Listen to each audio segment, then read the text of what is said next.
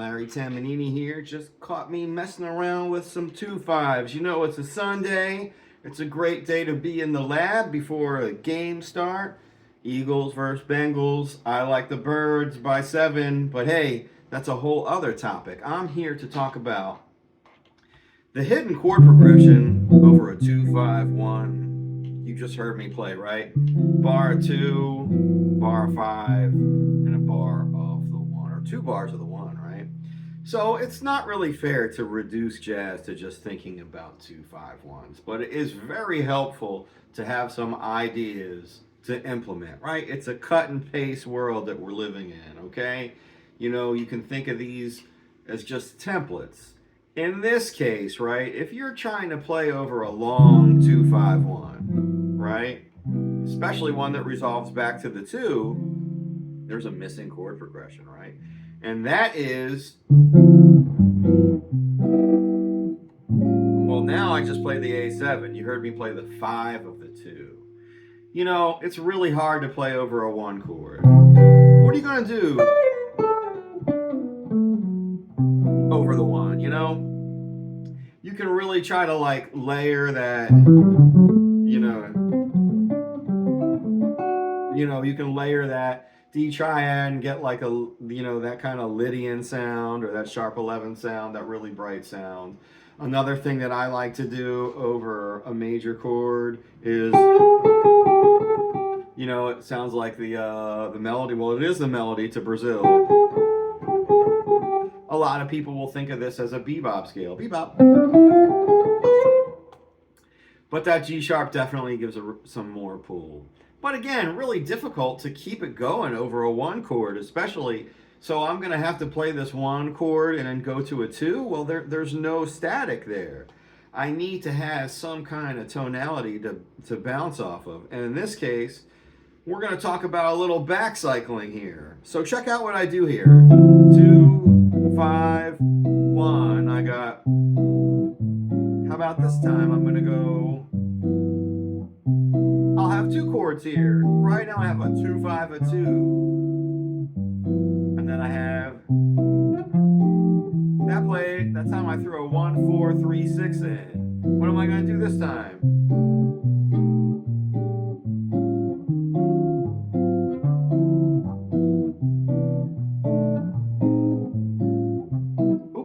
Right? Back to the 2, right? So I threw a bunch of stuff in there to kind of make some more tension, right? Because check it out. If I'm just playing over this, right?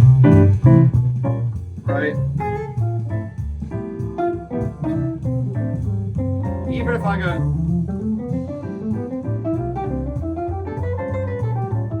there's no tension there. So I kind of have to play that. When I started out, I ended up just playing like real simple blues lines.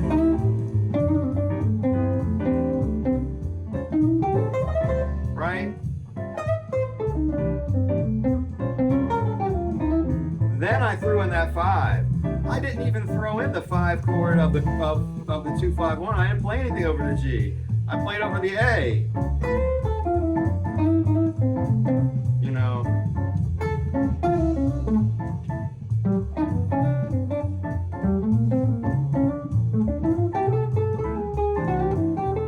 So you heard me play through a couple of different ideas there. I started out playing really, really simple ideas. And then what I ended up doing was I gradually started to throw in, you heard me play the 5 then, the 5 of the 2, and then I played the 5 of the 1.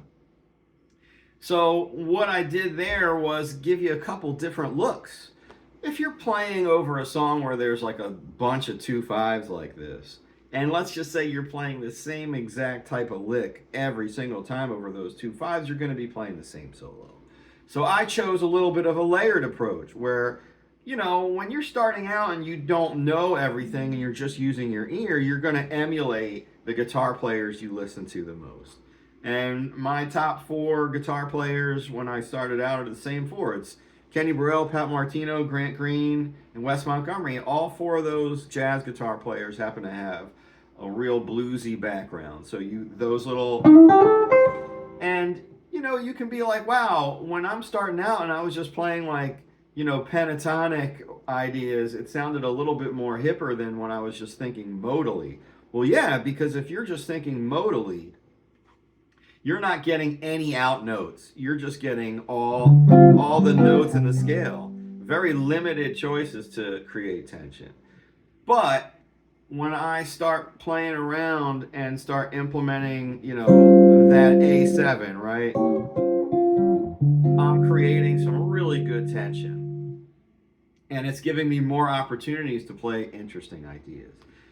So even when I was playing like just blues-based ideas, that E flat sort of acted as a note outside of the scale. So it ended up giving it, a lot more color than had you just been playing like modes and arpeggios. All right, so there's a total missing chord here when you're thinking about 2/5s. In this case, it's going to be the 5 of the 2. But whenever you're playing, it's going to be that 5 of wherever the song is going. If you want to think about songs that have where you could implement this idea, you might want to think about, I don't know, if you're thinking about a tune like on the bridge of I'll Remember April, where you have, 2, 5, 1, and then you wait for that 1. What if I played this? And does it again, right? And then I would have these 2 more bars of B flat, but you know what? I'm going back to my A. What if I played this?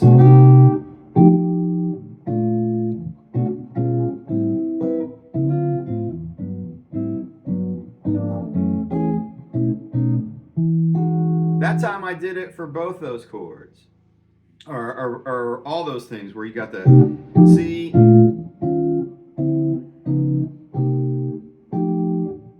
right? And then I said 2, 5. Some people might call that superimposing. I'm just really thinking ahead of where that next 2, 5, 1 or where the song is going. And I'm just throwing a 2, 5 line in there to get some, in this case, some chordal forward motion going. What I was doing before was putting some lines over there again.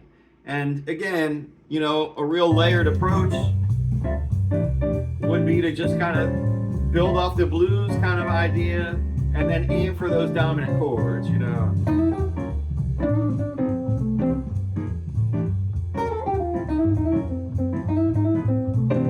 Right, hear it?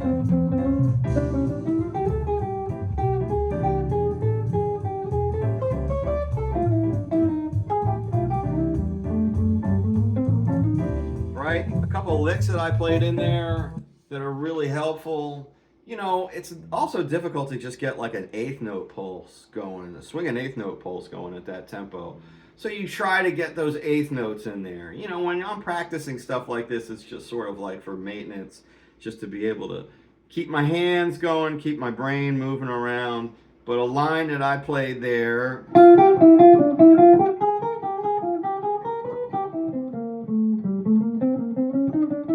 right?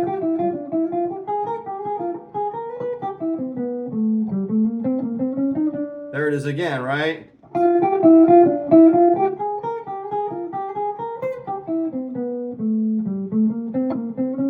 I kind of threw in the lick there. So if I were to play that line again, I'm starting on this D minor. I just move this whole line up because it's really giving me some great notes over the dominant 7 chord. And then here I ended up just outlining the chord.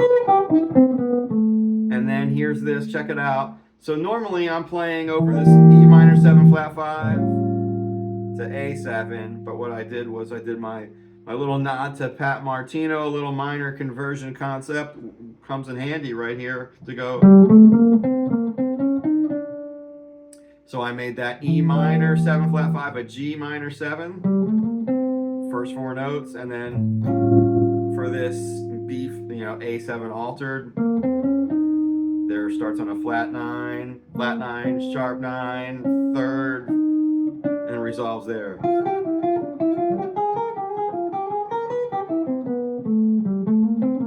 Oops.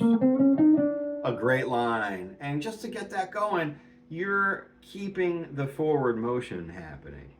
So you're giving yourself something to play into for your 2 chord. So often guitar players visually look at a 2-5-1 like this on a piece of paper, where it's 1 bar 2, 1 bar 5, and then 2 bars of the 1. So naturally you think the 1 is the most important thing.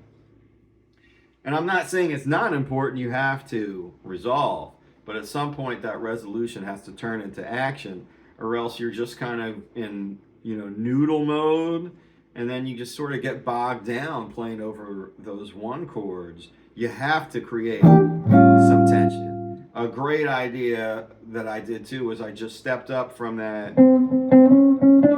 C to C sharp. Again, the 3rd of that C sharp. Gonna be great to, to resolve to. Couple ideas that you could do is you could also think about it as an E flat 7 going back down. I think I may have played that.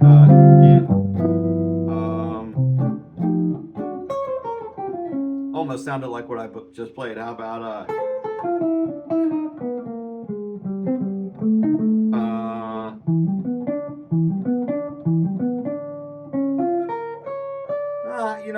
gives me something to work on for the rest of the day.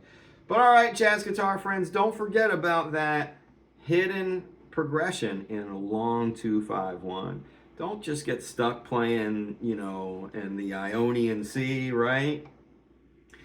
Use that time on the last bar to create some forward motion. And if you're playing like I am, just over a cycle going to 2-5-1, you're going to have to implement that 5 in there.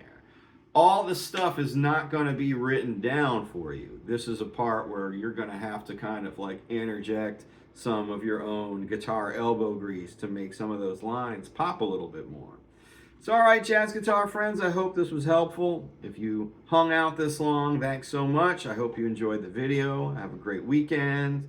Keep swinging. Don't forget to hit that like, share, and subscribe button. I really appreciate it. Bebop!